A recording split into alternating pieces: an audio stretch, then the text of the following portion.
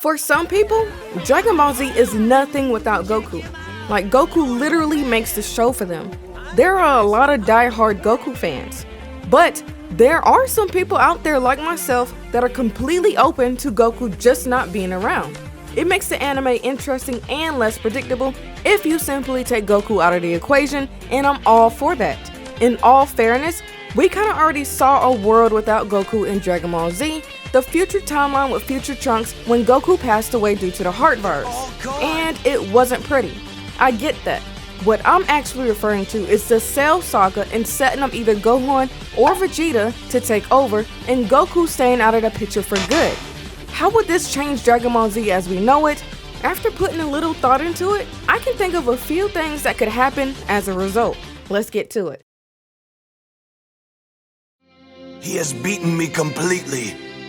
First by his own actions, and then through his sons. And what has he left for me here?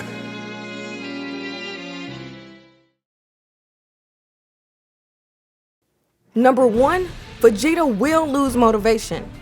Now let's be honest, the way Vegeta is set up now, at least in Z, is a bit ridiculous. He's not a true rival, and I say that because he never gets to handle anything without Goku interfering in some sort of shape or form.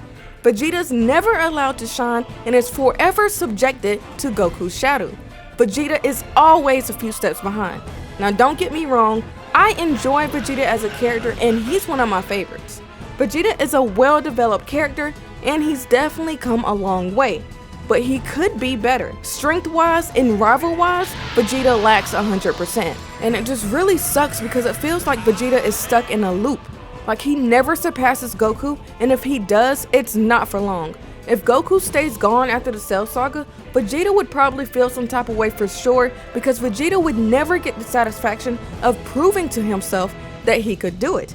In this case, Vegeta would never get the rival status that he deserves. I think this would make Vegeta lose his motivation. I mean, sure, he could set his sights on Gohan and surpassing Gohan, assuming Gohan took the lead and fell in Goku's footsteps and all. But it wouldn't be the same. And I personally think Vegeta's pride would not allow him to settle for the second best option, which is what Gohan would be to him. Not only that, but in more cases than one, we saw Vegeta fall into a slump, get pissy, or be visibly bothered whenever Goku is gone. A prime example is after the Frieza saga and after Goku did not come back immediately. The man was angry and shot up to space himself because he is obsessed with surpassing Goku. It's all my fault! Dad didn't have to sacrifice himself! I wish it would have been me! Now he's gone and I'm still here! Number 2, Gohan will blame himself. If Goku stayed gone after the Cell Saga, Gohan will probably despise himself. Fact of the matter is, if Gohan never got cocky, Goku wouldn't have had to sacrifice himself. And Gohan was too smart back then to not be aware of that. Goku just kinda took this as an opportunity to stay gone to prevent more enemies from attacking Earth. Honestly, this could work one of two ways. This could force Gohan to take fighting more seriously and could set him up to take on his father's role. But the foundation for this would be guilt 100%. Now I know there's a lot of obsession over Gohan's character and his potential, but I wholeheartedly believe that Gohan is not really a fighter, but I feel like this would push him in that direction out of necessity. As long as Gohan's MC journey starts off as a necessity first, I don't think he'll be out of character for him, and I'd actually welcome this path.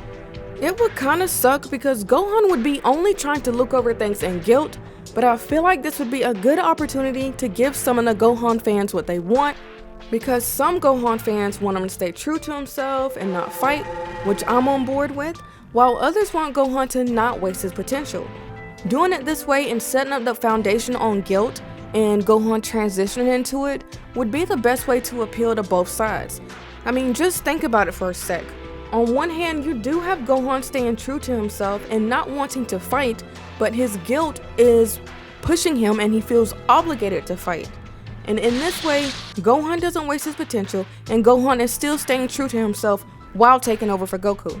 One thing I want a lot of people to try and understand is that if Goku is always in the picture, there's really no need for anyone else to step up because Goku is always going to save the day. Like, that's the way Dragon Ball Z is set up. Now, if we do have Goku out of the way and he stays gone after the Cell Saga, there's a lot of room for others to grow, and this would make a lot of more sense for Gohan to take over because Gohan has the room to do so.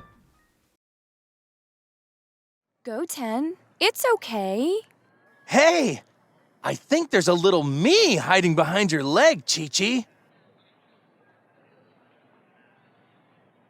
I'm Goten. Number 3, Goku never meets Goten. This one has to be one of the more obvious things that change, but we all know that Goku first met Goten at the tournament. With Goku being permanently written off after the Cell Saga, that's not happening, and Goten would grow up without a father. Now, I don't think this would affect him too much, but personally, I'm a firm believer in a two-parent household. So I do feel like Goten would need Chi-Chi for certain things, and Goten would need Goku for certain things. There are certain things that Chi-Chi can fulfill for Goten that Goku cannot, and there are certain things that Goku could fulfill that Chi-Chi could not. This would also affect one other thing since Goku is out of the picture. However, I'll revisit that later on in this video.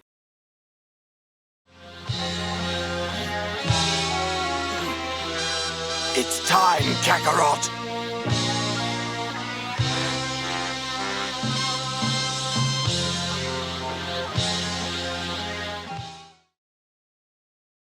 Number 4, NO Majin Vegeta.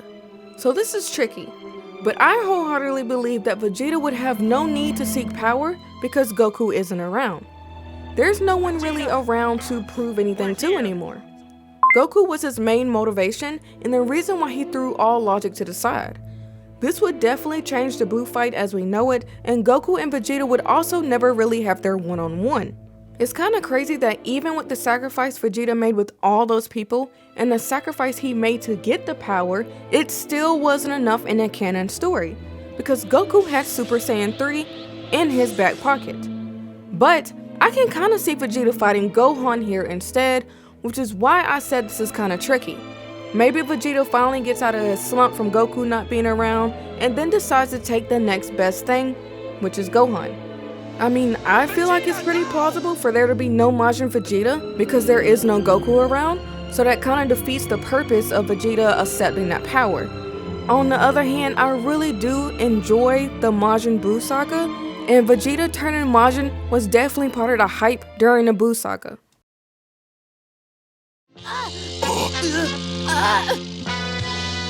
I'm sorry that took so much longer than the others, but I haven't had much occasion to practice this one. This is what I call a Super Saiyan 3. Number 5, no Super Saiyan 3. If there's no Goku to show us his Super Saiyan 3 form, we'll have no idea that it exists. We only found out about it through the Majin Buu arc when he used it against Fat Buu to stall for time. Canon-wise, I'm sure Vegeta always felt hold. However, Vegeta wouldn't have felt extra hold here because Vegeta simply wouldn't have known about the Super Saiyan 3 transformation either. Knowing Vegeta, he would have his suspicions. Vegeta just wouldn't be able to prove it.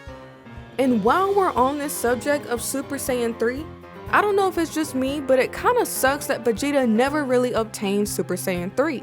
I kinda view it as Vegeta being hold yet again, but if there's a different explanation for it, please let me know. If you're looking for the guy who just turned you into a donut, that would be me. Hello, you're going to wish that we never met. Number 6, NO Gotenks. We talked about Goten and Goku never meeting earlier, and I talked about how it would affect one other thing. Well, that one other thing would be that there would be no Gotenks. Now remember, Goku was the one that taught Goten and Trunks the fusion dance, and assuming, once again, that Goku is completely out of the picture, Gotenks isn't happening. And if it did still happen for some reason, there definitely wouldn't be a Super Saiyan 3 Gotenks. So personally, I highly doubt Gotenks would even have a fight with Super Buu to begin with. And while we're on the topic of there not being any Gotenks, aka a fusion, Let's go ahead and get into number 7. There would be NO Vegito. Now, I'm not gonna lie. This one kind of sucks because I really enjoyed that fusion. It was an awesome thing to see, and they really showed out in that fight against Boo. However, this doesn't mean that a Potara earring fusion is off the table because Gohan was approached by the Kais, and that was a Kai thing. Now, I'm not too sure what a fusion would look like between Gohan and Vegeta, but it could be pretty interesting, and this could be a route they take as well. So I probably didn't hit all of the things that would happen if Goku never returned, but I feel like I hit the main ones.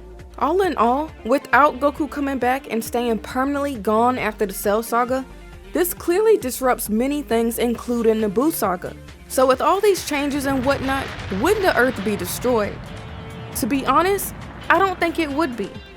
Gohan still has a chance as well as Earth, and I say that because the Kais are involved and Mystic Gohan would probably still be a thing. While it would be interesting to see either Vegeta or Gohan take over for Goku, it'll most likely be Gohan as Gohan is Goku's offspring. Now don't get me wrong, the Earth could be destroyed if Gohan still went through that cocky phase, but assuming he doesn't, this could be used as an opportunity to change him, like make him learn from his past mistake with Cell. That really irritated me. Like I said earlier, I can still see the Kai recruiting Gohan and Gohan still becoming Mystic, so I really feel like the Earth still has strong chances of living on. To me, it was kind of stupid and bad writing to make Gohan do the exact same thing that made him lose his father, but that's just my opinion. I feel like Vegeta sacrificing himself can still be a thing. It just in the same way. Vegeta could probably rise out of his funk and realize that he needs to protect his family and sacrifice as a last-ditch effort. This could be great development for him to get over his Goku obsession and realize that he needs to be strong for his family and not for Goku. Anyway, I've gone on for long enough. Let me know what you think down below in the comments. Thank you for tuning in. Sierra Nova is out.